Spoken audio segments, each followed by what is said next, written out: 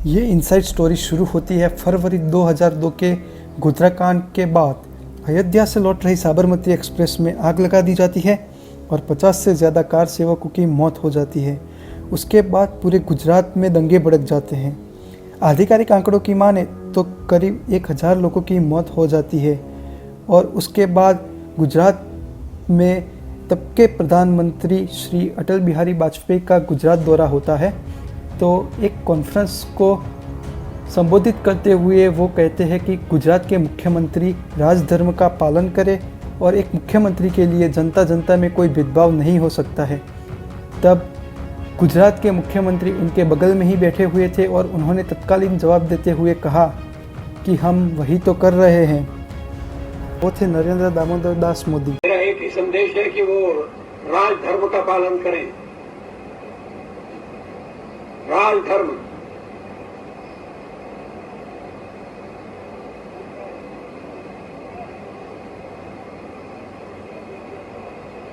ये शब्द काफी सार्थक है।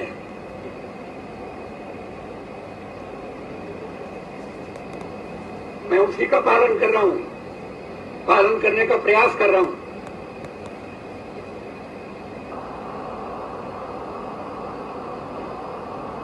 राजा के लिए, शासक के लिए प्रजा प्रजा में भेद नहीं हो सकता। न जन्म के आधार पर, न जाति के आधार पर, न संप्रदाय के आधार पर।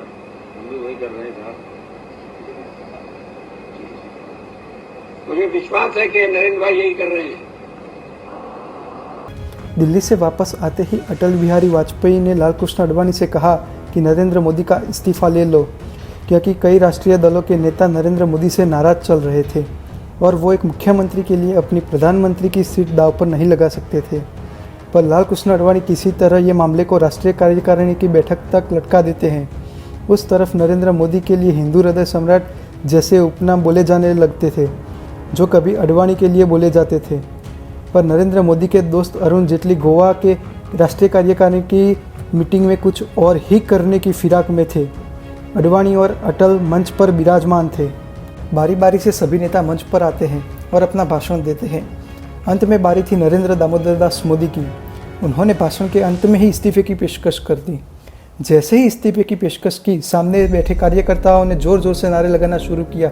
नरेंद्र मोदी जिंदाबाद, इस्तीफा वापस लो के नारे लगाने लगे। अटल को ये सब समझ में नहीं आ रहा था।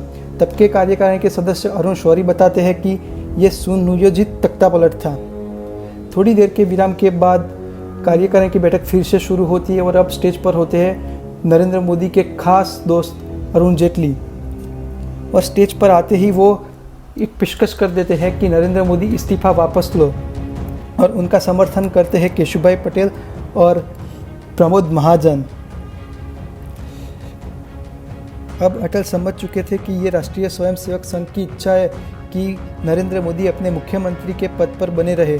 कार्यकारिणी की मीटिंग के बाद अटल बोलते हैं कि अगर निर्दोष कार सेवकों की जान न ली जाती तो गुजरात में हुए दंगों को टाला जा सकता था।